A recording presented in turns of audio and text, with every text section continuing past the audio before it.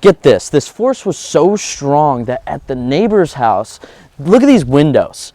It blew out the windows, the sheer force of the blast. Choose to raise the minimum wage to $15 an hour, we would still fall short of a living wage. Now, living wage just means you have enough money to maintain a normal standard of living. And then once they do that, all eyes on the big screen, watching some national and local coverage, watching all of those precincts reporting, all of the numbers come in, anxiously waiting to see who the winner is going to be. There were shots fired at a Trump rally. We are watching the NBC special report as we speak. Take a look at this video. Take a look at what happened.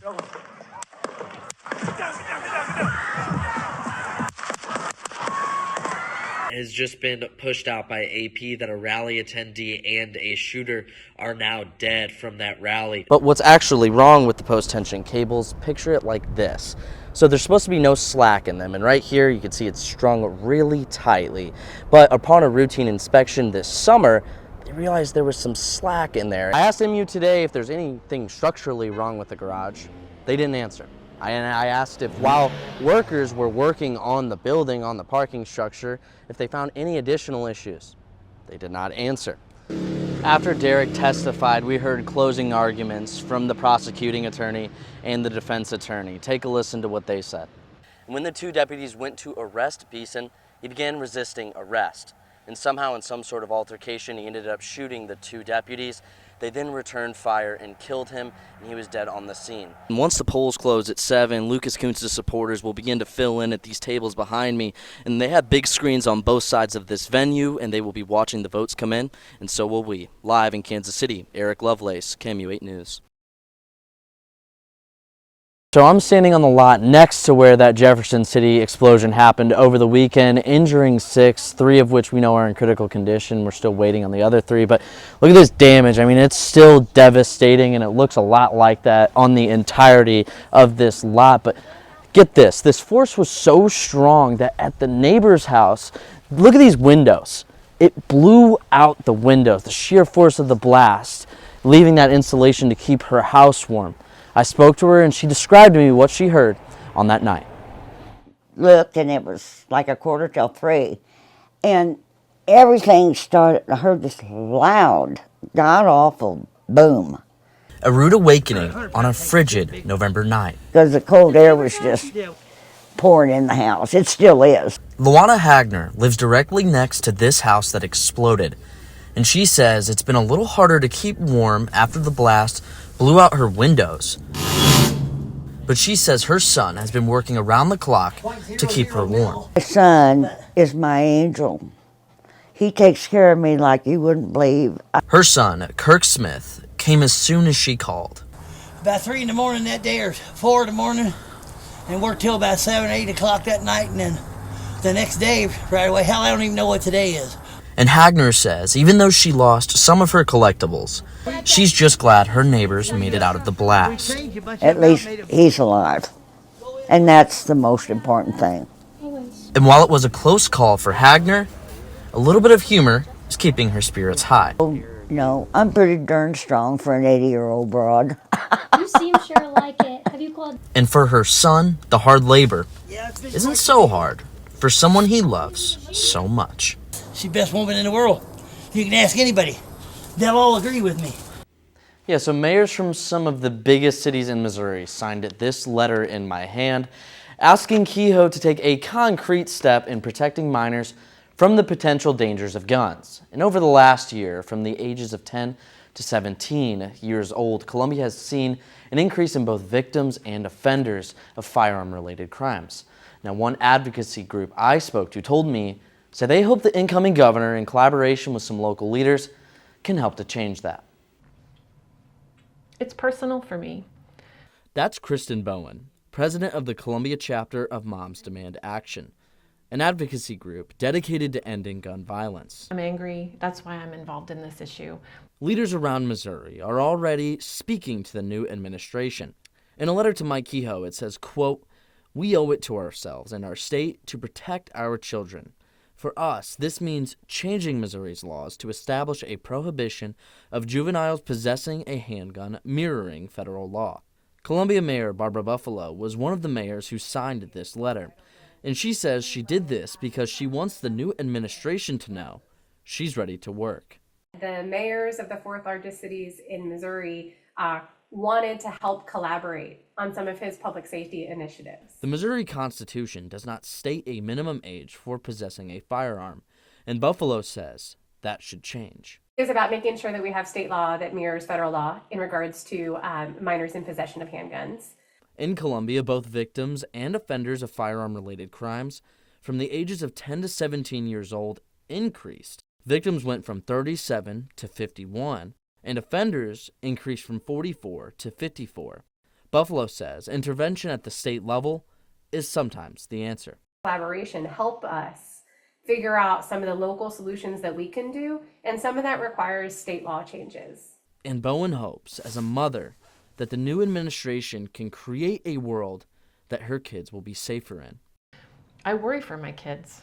I don't want to ever have our family experience the loss and the tragedy that so many families and so many communities experience every day.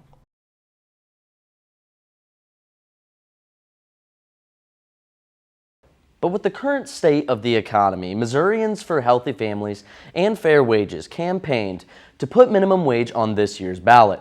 For big corporations, many say no sweat. But for small businesses, $15 an hour has a much bigger impact. I spoke to two small business owners who told me how they are voting and why. Satisfied staff is going to outweigh the cost of having a higher wage. The current minimum wage in Missouri is $12.30 an hour. And if this proposition passes, the minimum wage would jump to $13.75 next year. Then it goes up by $1.25 an hour until it hits $15 in 2026. I think that everyone in Columbia and Missouri would benefit by raising it. Joe Chevalier is the owner of Yellow Dog Bookshop in Columbia, and he says the current minimum wage doesn't meet the demands of today's economy. I think the minimum wage is too low as it is. He told me he'll be voting yes, because the most important investment a business owner can make is in his staff, and that choosing to vote against raising the minimum wage would not just be a business decision, We'll be ready. but an ethical one. It is a moral issue on the part of employers, and recognizing that a company owner and their staff are all in it together. If Proposition A passes and voters in Missouri choose to raise the minimum wage to $15 an hour, we would still fall short of a living wage. Now, living wage just means you have enough money to maintain a normal standard of living. So, for example, for one adult and 0 children, in St. Louis City, that's $19.11 an hour. And in Jackson County, which includes parts of Kansas City, that's $20.93 an hour. And right here in Boone County, a living wage is $19.03 an hour.